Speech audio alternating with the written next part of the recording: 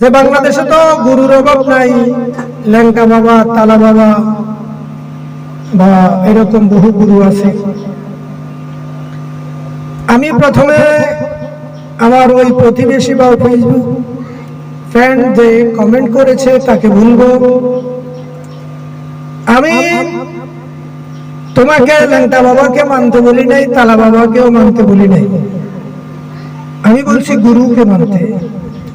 আর গুরু তো কেবল তাকে বলা হয় যে অন্ধকার থেকে আলোর পথে আসে, মানুষকে অন্ধকার থেকে আলোর পথে আহ্বান করে, মিথ্যা থেকে সত্যের পথে আহ্বান করে, জালেম থেকে ভালোর পথে আহ্বান করে।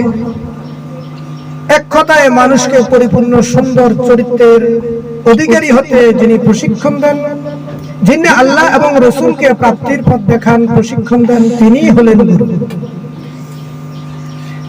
সুতরাং আমি তোমাকে ওই গুরু মানতে বলেছি। তালা বাবা, ওই ল্যাংটা বাবা, ওইগুলাকে তোমাকে বলতে, ওইগুলো তো তোমার সমালোচনা করে আবার তুমি সেই অন্ধকারেই রয়ে গেলে। আবারও বলছি, গুরু যিনি অন্ধকার থেকে আলোর পথে আহ্বান করে, মিথ্যা থেকে দূরে রেখে সত্যের পথে পরিচালিত হতে বলে, যিনি শয়তানের পথকে দূরে ঢেলে দিয়ে লাথি মেরে আল্লাহ এবং রাসূলের প্রাপ্তির পথে দিশা দিয়ে থাকে, সেই হলো। আর তালা ল্যাংটা ওগুলো নিয়ে যে বলছো, এখানে যদি কিছু মুজ্জুব আল্লাহর প্রেমিক থাকে, মুজ্জুবগণ তোমার অনুসরণীয় নয়, মুজ্জুবগণকে মহব্বত করতে বলছে। আর এই মুজ্জুবদের মাধ্যমে সকলেই যে আল্লাহর ওলি, এই কথাও আমি তোমাকে বলিনি। যদি প্রকৃতপক্ষে কেউ সত্যিকার আল্লাহর প্রেমিক, আল্লাহর পাগল হয়ে থাকে, অবশ্যই তাদেরকে মহব্বত করবে, আর এই মহব্বতের প্রতিদানও তুমি পাবে। কিন্তু তুমি অনুসরণ করবে একজন সত্য গুরু এবং সুস্থ মস্তিষ্কের, যিনি মানুষকে সত্যের দিশা দিয়ে থাকেন। মুজ্জুব পাগল প্রেমিকদেরকে ভালোবাসবে, মহব্বত করবে। আর দুনিয়াবিও যদি কেউ এমনি পাগল হয়ে থাকে, তাদের সাথে সুন্দর ব্যবহার করা, এটা হলো তোমাকে যে আল্লাহ সুস্থ একটা জ্ঞান বিবেক দিয়েছে, এটার যাকাত। তুমি সুস্থ জ্ঞান পাওয়ার পরে যদি পাগল প্রতিবন্ধীদের সাথে দুর্ব্যবহার করো, ব্যঙ্গ বিদ্রুপ করো, তাহলে তুমি তার চাইতে আরো বড় পাগল, এবং তুমি আরো নিকৃষ্ট বলবো, তুমি পশুর চাইতে অদম। তুমি যদি সত্যিকারের সুস্থ মস্তিষ্কের মানুষ হয়ে থাকো, তাহলে পাগল প্রতিবন্ধীদের সাথে তুমি সুন্দর আচরণ করবে, সুন্দর ব্যবহার করবে। সম্মানিত বিরাজ এবং আমার ওই কমেন্টকারী বন্ধু শামসুল আলম, তোমাকে বলছি, আজকে শুধু এইটুকু বললাম, পরবর্তী ভিডিওতে তোমাকে আমি আরো সুন্দরভাবে আলোচনা করব, আরো কিছু বোঝানোর চেষ্টা করব। আমি তোমাকে আবারও বলছি, গুরু তো সেই যে আলো, অন্ধকার থেকে আলোর পথে আহ্বান করে, মিথ্যা থেকে দূরে ঢেলে দিয়ে সত্যের পথে আহ্বান করে, যে শয়তানের পথ ছেড়ে দিয়ে আল্লাহ এবং আল্লাহ রাসূলকে প্রাপ্তির পথের পথ দেখিয়ে থাকেন, সেই মাত্র তুমি তাকে অনুসরণ করো।